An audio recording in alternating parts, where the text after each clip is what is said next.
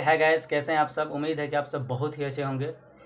Hawking's और डोबिस ये दो ऐसी वर्ड है जो इकोनॉमिक्स, खास तौर पर यूपीएससी के इकोनॉमिक्स सिलेबस में ये दो टर्मिनोलॉजी बार बार यूज किया जाता है। तो स्टार्ट करते हैं इसके बारे में। हॉकिस और डोबिस शब्द आमतौर पर आर्थिक नीतियाँ, दैट मीन्स मौद्रिक नीति, जिसको इंग्लिश में बोलते हैं मॉनेटरी पॉलिसी के संदर्भ में इस्तेमाल किया जाता है। जैसे आरबीआई हो गया और यूएस यानी फेडरल रिजर्व के संबंध में इसको खास तौर पर यूज किया जाता है।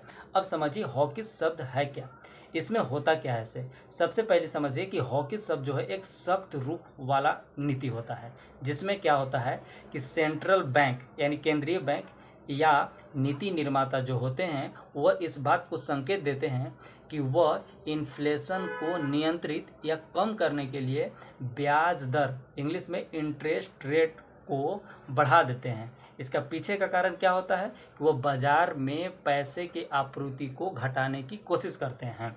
ठीक है, सीधा सा एग्जांपल यह है कि इन्फ्लेशन के समय आरबीआई जो है वो रेपो रेट को अधिक कर देता है। तो अब इस वर्ड का मतलब यह है कि जब कोई नीति निर्माता खास तौर पे आर्थिक विकास यानी इकोनॉमिक ग्रोथ या बेरोजगारी आदि को एक प्रायोरिटी देता है, इस वजह से ब्याज दर को कम किया जाता है, या कह सकते हैं कि ब्याज दर को स्थिर रखने की बात करता है, उसे डॉबिस कहा जाता है। इसमें खास तौर पर यह होता है कि यदि कोई सरकार या कोई संस्था जो आर्थिक गतिविधियां को तेज करने की रणनीति के लिए यह जो होता है ब्याज दर कम करती है।